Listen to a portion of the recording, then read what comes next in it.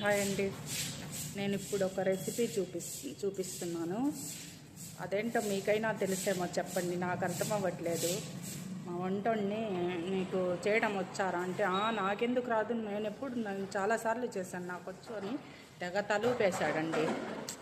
సరే కదా, ఇంతగా చెప్తున్నాడు వస్తుందేమోలే అని నేను కాముగా వచ్చేసి పడుకున్నాను.